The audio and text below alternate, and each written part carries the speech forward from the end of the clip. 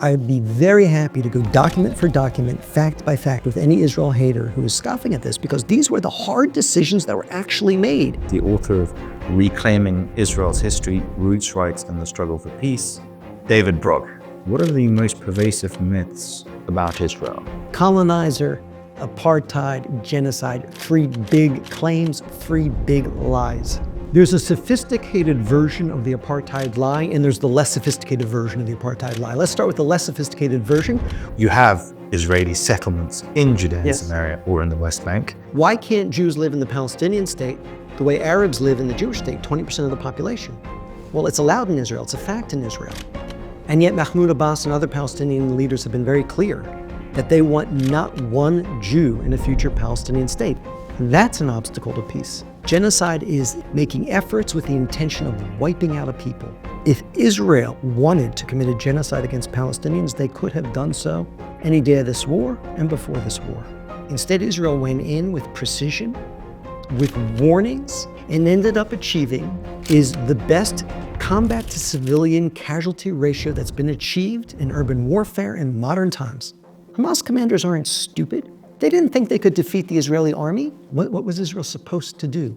Just say, hey, you massacred us, but we know if we go in to fight you back, because of the way you fight, there might be civilian casualties, so we're not going to do anything but sit here and pray you don't murder us again? There have obviously been very shocking images coming out. Yes. These images have been everywhere. Yes. The entire world has seen them. And Israeli soldiers that crossed lines in past wars and past conflicts with Gaza, and it was shown to have been the case, were punished for it. And there's a long record of this. My name is Stefan Tompson, and I'm the founder of Israel-Grad24, and today I'm in Las Vegas with the executive director of Maccabee Task Force, an NGO that deals with anti-Semitism on US campuses, and more importantly perhaps, the author of Reclaiming Israel's History, Roots, Rights, and the Struggle for Peace, David Brog. Stefan. Good to have you, David. Great to be with you, my friend. The first question I have is, what are the most pervasive myths about Israel? I think right now there are 3 buzzwords that dominate the anti-Israel narrative. It's colonizers. They call the Israelis, the Jews in Israel, colonizers. It's apartheid. They claim that Israel is a society with an apartheid between Jews and Arabs.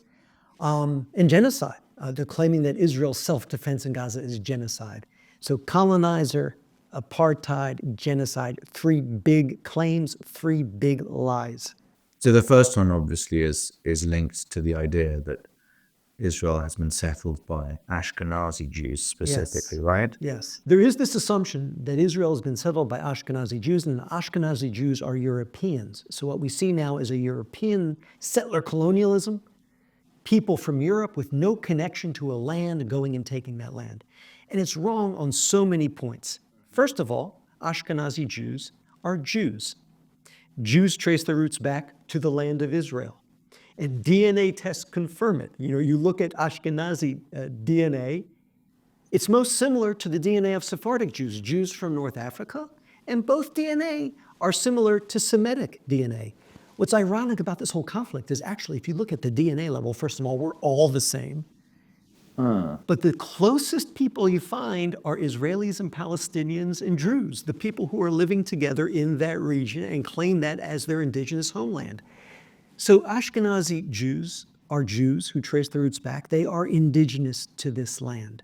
And by the way, this idea that Jews are white Europeans, if only that would have been the view of Jews last century, when Jews were massacred in the millions for not being white and not being European. It's a little rich now to have people come and point at us and say you're white and had this white privilege, when every Jew in America has relatives slaughtered because they weren't white and weren't European.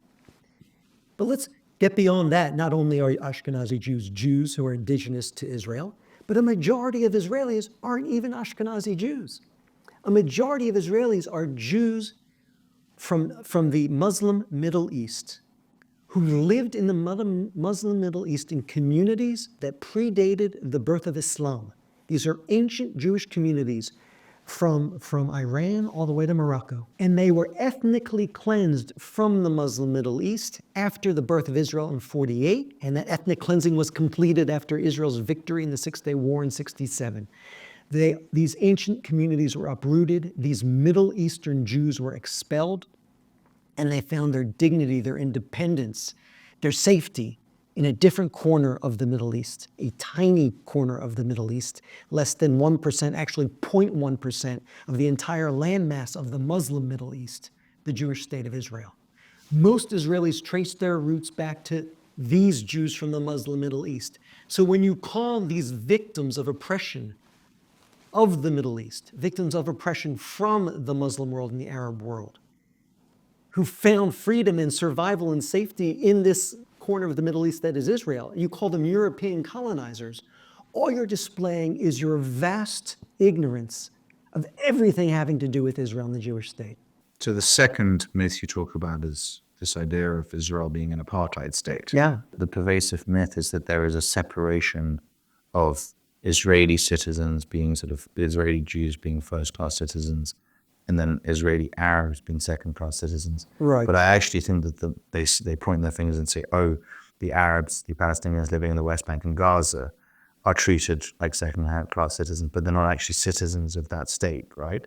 Is there some truth to that? Yeah. That it's a misunderstanding of what the country even is? There's a sophisticated version of the apartheid lie, and there's the less sophisticated version of the apartheid lie. Let's start with the less sophisticated version, which happens to be the most widespread version. And that version is that Israel is an apartheid state, much like South Africa was, where certain areas are for Jews only, and certain areas are permitted to the Arabs.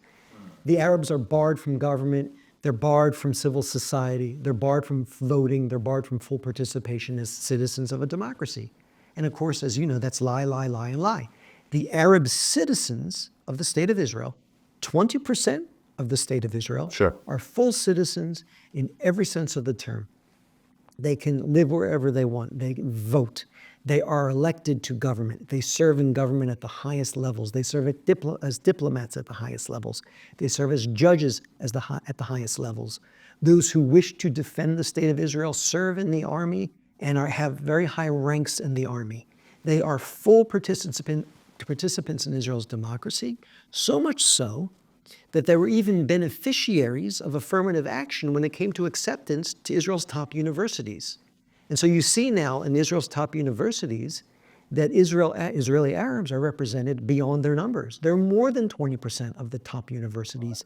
And you see certain professions now where they're represented beyond their numbers. And these professions tend to be the most important professions: pharmacy, nursing, and increasingly the medical profession, doctors. And so the minute, we take a lot of students to Israel. The minute these students land in Israel, the first thing they see that shocks them and surprises them is the multicultural, multiracial celebration that is modern Israel. And the Israeli Arabs are every bit a part of that, along with the Israeli Druze and the Sephardic Jews and the Ethiopian Jews and the Ashkenazi Jews.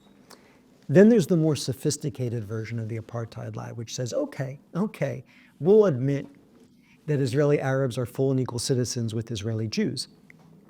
But Israelis, whether Jew or Arab, have rights that Palestinians living in the West Bank don't have. Palestinians live, which is under Israeli occupation. They have rights they don't have. So the apartheid is not between Israeli Arabs and Israeli Jews, but between Israeli citizens and Palestinians living in the West Bank.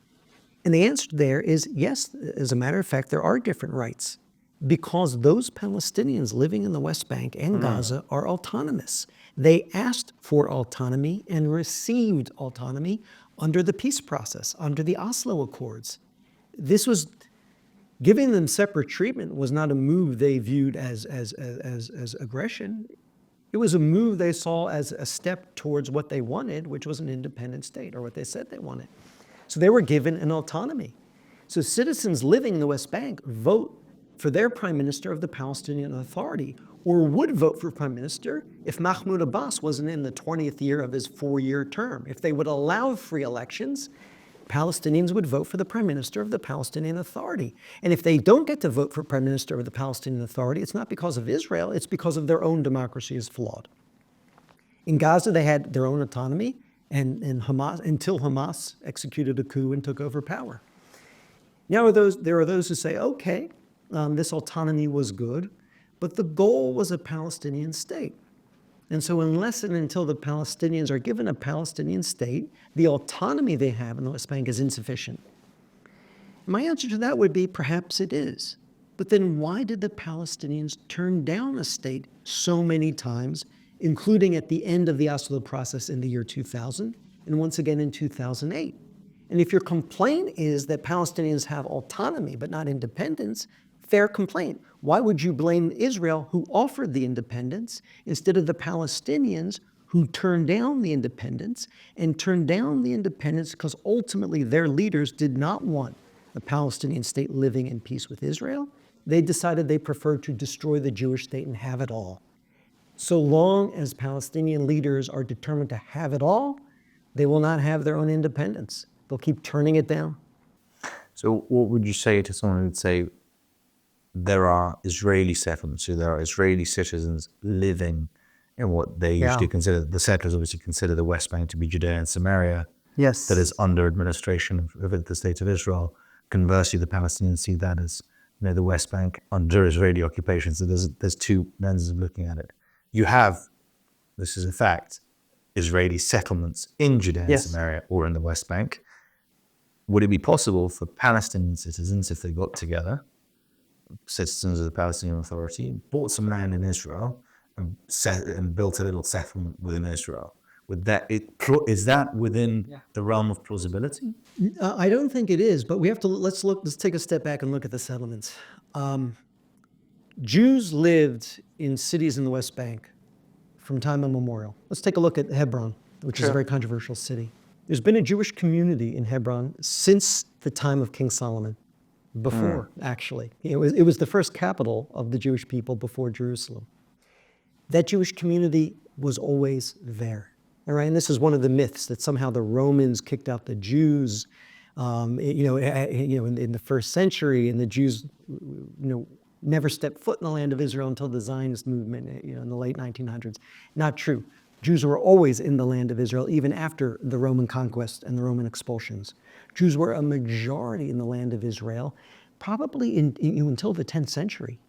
The Arabs conquered the land of Israel out of Arabia in the 7th century. An Arab historian, al-Maqdisi, writing in the 10th century, saying the Jews and Christians are still the majority here, not the Muslims.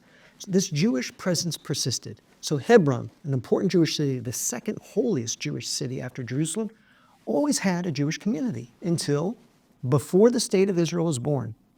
In 1929, the Jewish community was brutally massacred by the Arabs of Hebron. It was a brutal, gory massacre. And those who weren't murdered, there was near 100 murdered, fled and left because they saw they were going to be murdered. So this ancient Jewish community in the second most holy city in all of Judaism was wiped out in 1929. Okay, so Israel liberates Hebron after the 1967 war. And Jews who are the descendants of the Jews forced to flee Hebron in 1929 say, hey, we'd like to go back to the second holiest city in Judaism. Why can't we live there too? And so the Israeli government made a decision, and they said, yes, you can return. Same thing happened in East Jerusalem, right?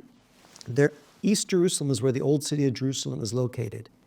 There's a quarter of the old city called the Jewish quarter, because that's where the Jews lived, and lived until the 1948 war, when Jordan conquered the old city and expelled the Jews. And by the way, you want to look at ethnic cleansing in this conflict, the only real ethnic cleansing we've seen is after Jordan conquered East Jerusalem in 1948 and expelled every Jew from it, and before it, when the Arabs of Hebron massacred their Jewish neighbors and expelled the Jews from Hebron. So after 67, the Jewish quarter is liberated. Jews say, we want to go back to the Jewish quarter of the old city and rebuild it. The Israeli government said, okay. And this was the beginning of the settlement program. What we have is a dispute. These are disputed territories.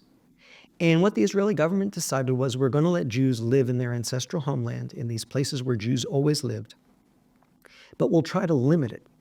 So, the settlements take up a little under 4% of the land mass of the West Bank. That's why when Ehud Barak offered the Palestinians a state in 2000, he said, we're going to give you 95% of the West Bank.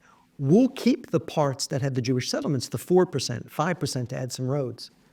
And we'll give you land from Israel to make up for that. But in any settlement, we'll keep the part that Jews have settled. When Ehud Olmert offered Mahmoud Abbas a Palestinian state in 2008, he said, we'll give you 95%, 96%. We'll keep 4% where the settlements are, and we'll give you land from Israel to make up for what we're keeping.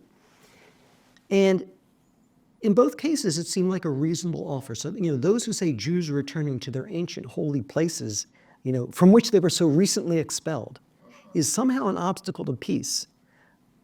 Well, no, it doesn't have to be, and it shouldn't be. It's 4% of the land, not 40, not 50. You can keep these settlements and give the Palestinians land from elsewhere to make up for it.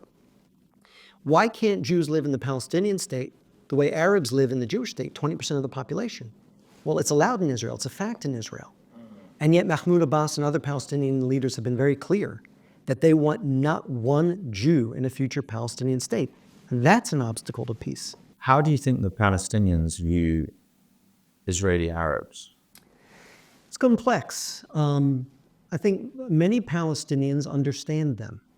In East Jerusalem, when Israel liberated it in the Six-Day War, it offered citizenship to all of the Jordanian. This was conquered by Jordan. And so they're all the Arabs living in East Jerusalem were all Jordanian citizens. Israel offered them citizenship, but their choice. Many, because with annexation comes citizenship. You have to offer citizenship. So Israel offered it. Many have taken it up because they realize it gives them rights and protections they wouldn't otherwise enjoy. And so I think they understand why Israeli Arabs would want to be full citizens and would be happy to be full citizens. I think it's only an extreme ideological fringe that looks at an Israeli Arab enjoying life as the freest Arabs in the Middle East, as the freest Muslims in the Middle East, in the Jewish state of Israel.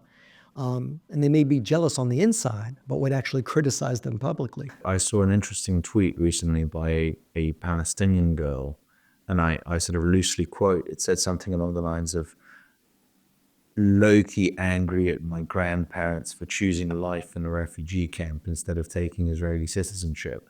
Yeah. And I thought it was an interesting post. And I wonder how many people share that sentiment in... I think a lot.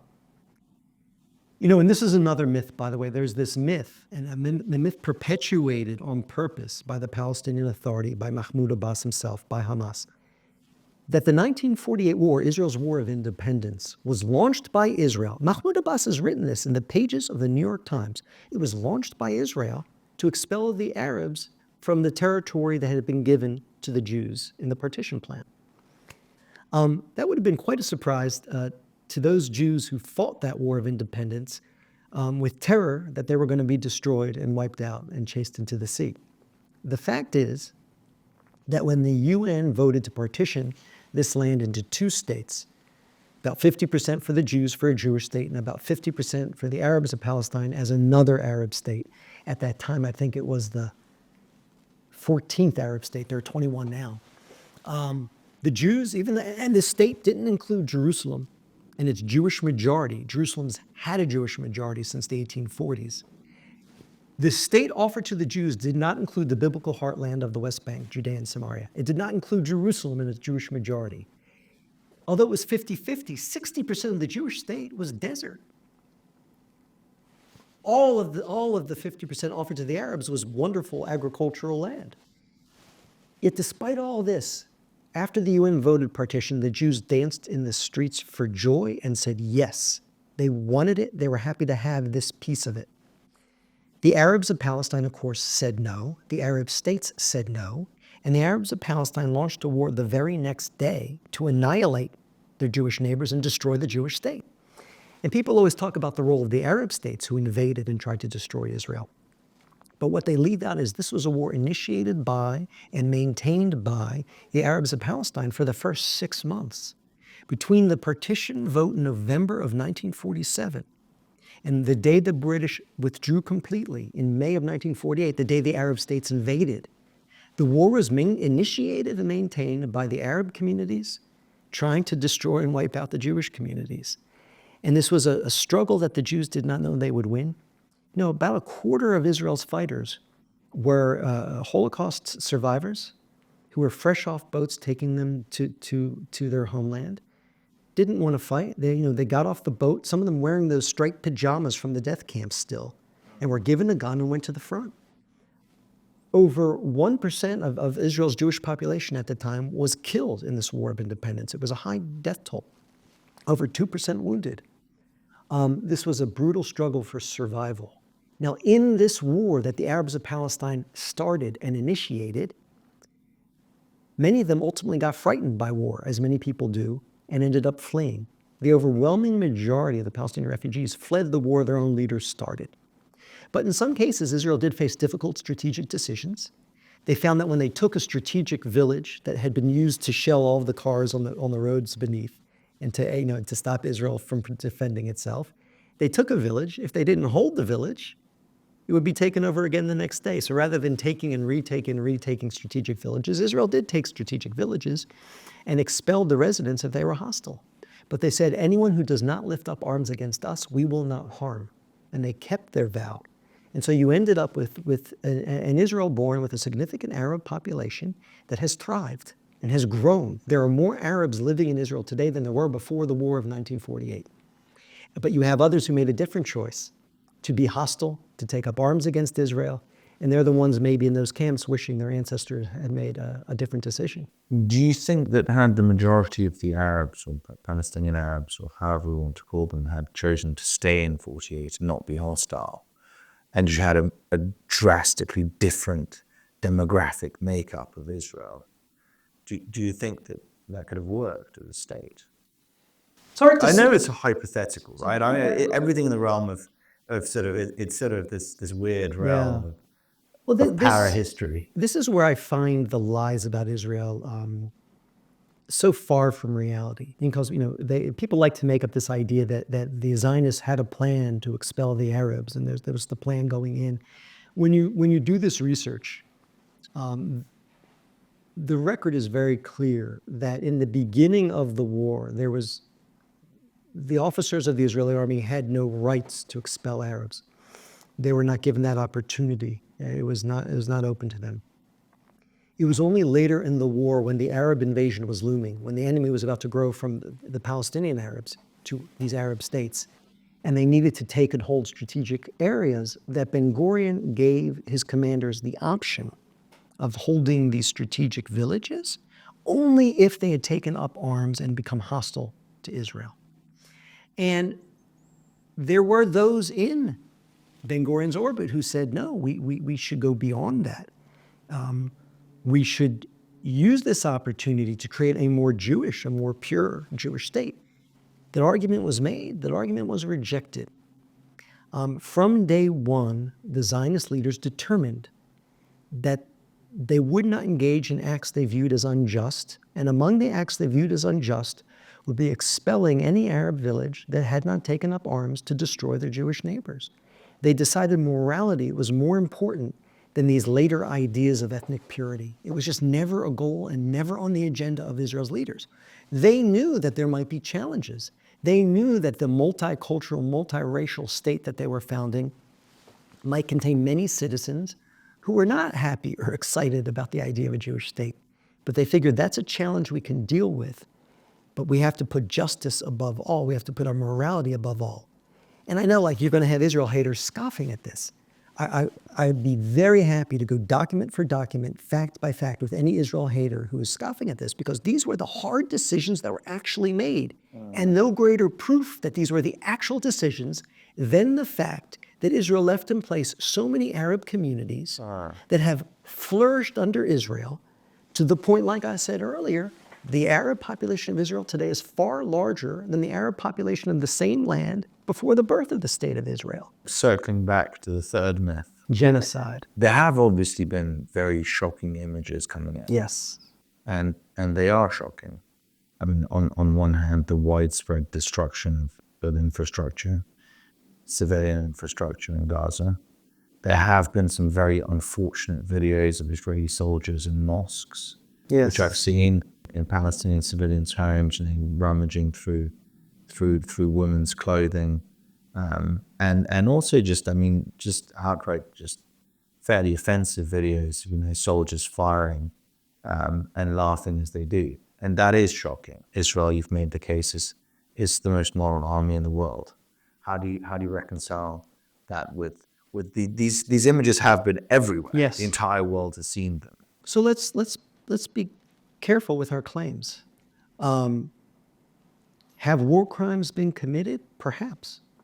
You know who's going to take the lead in investigating those? Israel. And Israeli soldiers that crossed lines in past wars and past conflicts with Gaza, and it was shown to have been the case, were punished for it. And there's a long record of this. But if war crimes were committed here and there, if someone was disrespectful in the way they fired their gun, you know, laughing at something so tragic as having to fire your gun, if someone was disrespectful in the mosque, let's call it what it is. It's disrespect. You know, perhaps there have been some isolated war crimes, and no army is perfect. Of course. No army Of course. operates with soldiers who don't make mistakes and don't commit crimes. But to leap from that very precise allegation to the allegation of genocide, right, which is sensitive with a people who suffered one of the greatest, if not the greatest genocide in the history of humanity, the Jewish people. Making that leap is what persuades so many of us that you're not serious, that you're not really interested in protecting Palestinian lives, that you're not really interested in giving Israeli soldiers a fair day of judgment, because this allegation is so much at odds with their reality. Let's keep in mind what genocide is.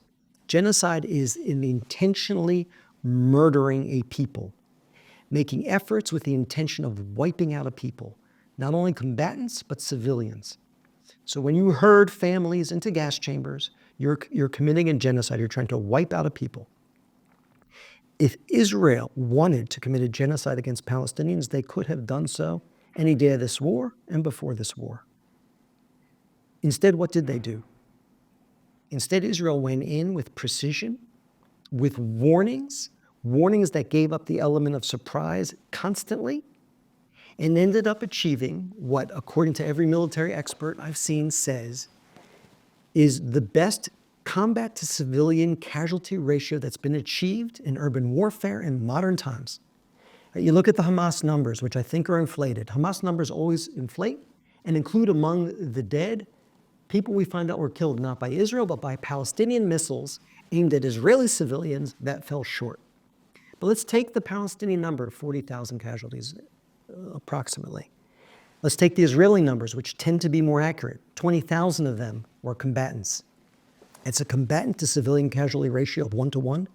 Ask any expert to achieve that in modern warfare, modern urban warfare, especially against an enemy that is so aggressive in its use of human shields as Hamas is nothing short of miraculous, nothing short of a supremely successful effort to separate innocents from combatants and go after only the combatants. This didn't just happen easily. Israel had to make decisions that cost Israeli lives to achieve this ratio.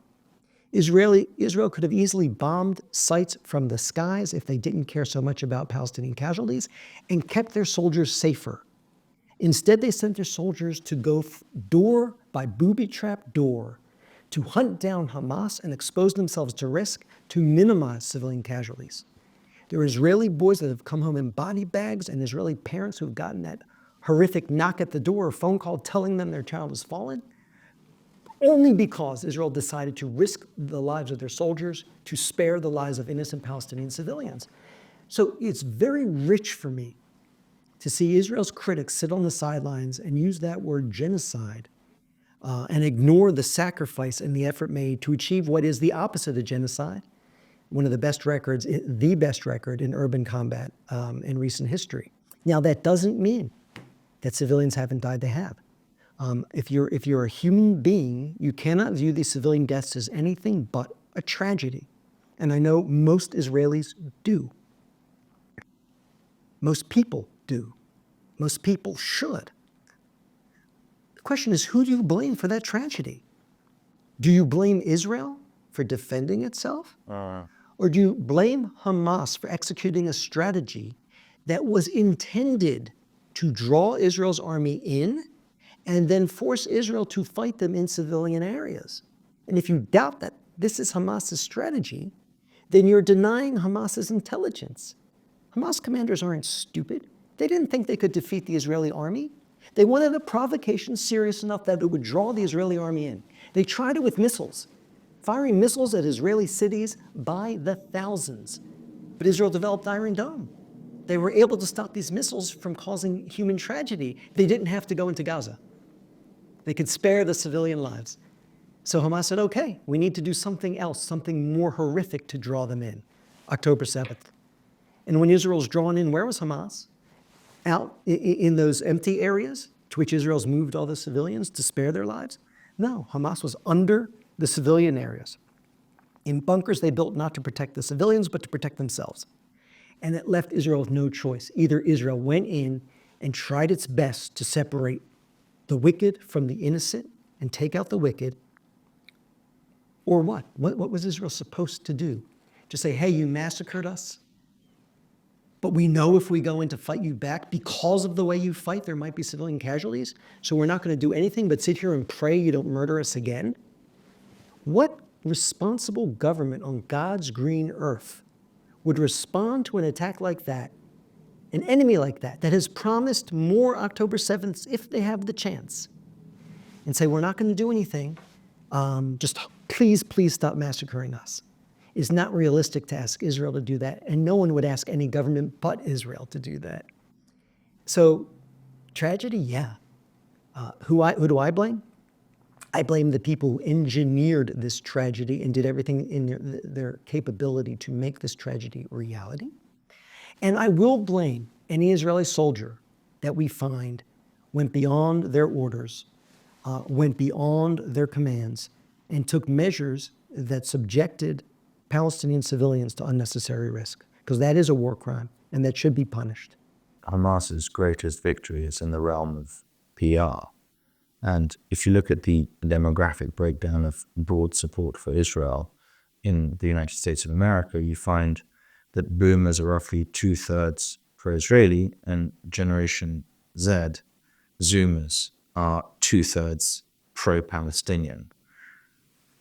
How do you think this massive shift, I mean, and it is, those numbers show a complete reversal, right? A 180 reversal of support for Israel. Why do you think that's happened? My best guess is that the Palestinian claims, the reality, the claims, plug in perfectly into a woke mindset. We have a phenomenon here in the United States where we're told that race is everything. And that, to oversimplify, although frankly the woke mindset is this simple, white people are guilty and are oppressors and usurpers, and people of color are the indigenous, the oppressed. And this very poor way of separating innocent. A very racist way, actually. It is a very racist view. I'm an old-fashioned Martin Luther King Jr. type guy. I like to judge people by their actions, by the content of their character. This, of course, calls us to judge people by the color of their skin. But this is a dominant mindset. And so I think it's been very easy for Israel's haters to plug themselves into this and say, when it comes to the conflict between Israel and the Palestinians are people of color. The Israelis are white. The Palestinians are indigenous. The Israelis are colonizers. The Palestinians are oppressed. Israelis are the oppressors. False, false, and false. But to know that these three claims are false, you've got to know a little something about this conflict beyond what you might get from TikTok. And unfortunately, Israel and its supporters are outnumbered. Look, there are 21 Arab countries in the world. There are how many Muslim countries 56. in the world? 56 Muslim countries in the world. There's one little Jewish state. There's one tiny Jewish population. And not all Jews support Israel. There are many Jews, who really are more progressive in their worldview, more woke in their worldview than they are Jewish in their worldview, and actually join the chorus of criticism. And so, in order for someone to understand just how ridiculous the lies about Israel are, they have to know a little something, and they're not getting these basic facts. So they're not learning from TikTok that most Israelis are actually people of color. Most Israelis trace their roots not back to Europe, but to the Muslim Middle East from which they were expelled and ethnically cleansed. Most people don't understand from TikTok that the Jews are indigenous to Judea, that the Arabs are indigenous to Arabia and actually conquered Judea and all of North Africa and the Fertile Crescent from the Christians and Jews and Zoroastrians who were indigenous to these places. They're the imperialists. And of course, most people don't learn from TikTok that Israel is in fact the place where the Arabs of the Middle East find the most freedom, the most security, the most ability to express themselves politically, the most opportunity to criticize or participate in their government. So these are things they have to learn. One of the things we do in the Maccabee Task Force is we take students to Israel. Not cheap. But what we found is amazing. We take students who are progressive, who are woke, who are anti-Israel, critical of Israel. And we invest in taking them to Israel and the Palestinian Authority. Why? Because it's one of the only ways we have of penetrating this silo of anti-Israel rhetoric on TikTok and X and on campus, and getting people to actually see the reality for themselves. When they do, they are almost always changed, and dramatically so. Because the reality on the ground in Israel is so diametrically opposed to the anti-Israel narrative that has dominated their information silo, and that they've never had an opportunity to peer beyond. I've been to Israel many times. I can confirm much of what David Brog says. David, thank you so much for your time. Really appreciate it. That was very illuminating. It's a pleasure, Stefan. Thank you for having me. Thank you.